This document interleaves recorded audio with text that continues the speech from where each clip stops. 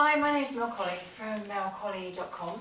This is a very quick video for you just to talk about what I did to a client tonight after a class on her feet to help her knee pain. So she was finding it very hard to bend her knee in child's pose, but just found that during the last few days it was almost impossible for her to get past this range in her knee. She'd get to about here but not go any further. So rather than looking at the knee as the problem, I could, watching her in class, and could see that the ankle was quite restricted in her movement. So what we did at the end of the class was to lie her down. This is all part of the KInetic Chain assessments and the KInetic Chain courses that I've been on with Dax Moy in Islington in London. And we've been sort of learning not to look at the site of pain but to look in other areas. So if the knee is a little bit unstable, it could be doing the work of lack of mobility in the ankle, also in the hip as well. So I looked at the ankle first, and if I wasn't going to get any joy there, I would have gone to the hip. So what I did was ask her to lie down.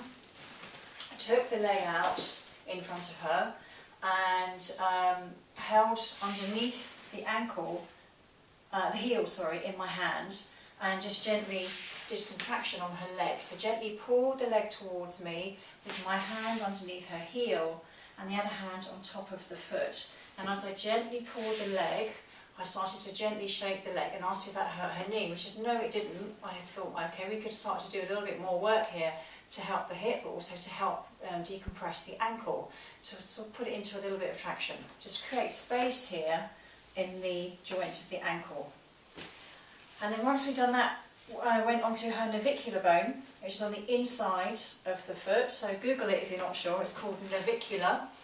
With my thumb, I went along a little ridge here on the inside of her foot, and with little circular movements going up and down that area of her foot.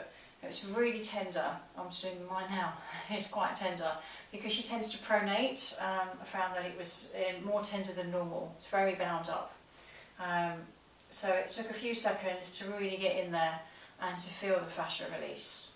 So the slower you go, the better, even though it hurts more. As long as you're not guarding and you just feel more of a release, and you can actually feel the fascia give way underneath the thumb in stretching and releasing.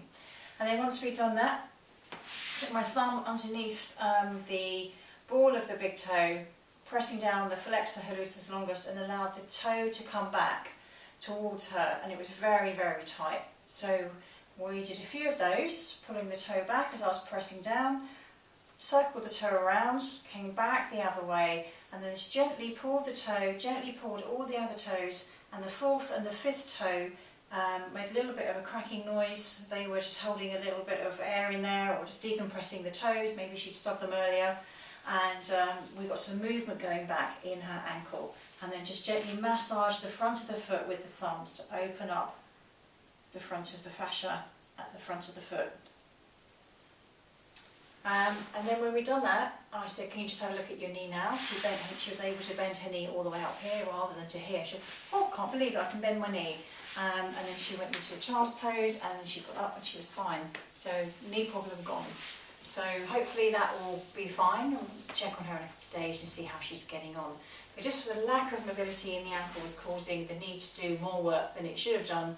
When she'd been doing a lot of walking, she didn't want to sit down and let her knee seize up. So maybe a lot of the walking was aggravating the knee because the ankle wasn't doing the job that it should have been doing in gait as you're pushing along with the ball of the foot. She wasn't getting that movement in the foot as she was walking. Probably the whole foot was coming up and moving like that, very static, but without this pushing off movement. So the knee was probably doing more work than it should have been. That's why she was getting knee pain. So there you go. It's not always the site of pain that is the problem. It's usually just telling you that there is a problem because it's being overworked, because there's something else that's not quite going on. There's little adaptations going on in the body. Okay, so that's one thing you can do. So if you're brave enough to try it yourself, but just check with a physio first before you go in there, because it might not be the problem. Okay, this just happened to work for this client for me today. Okay, I just wanted to share that with you. Thanks for watching.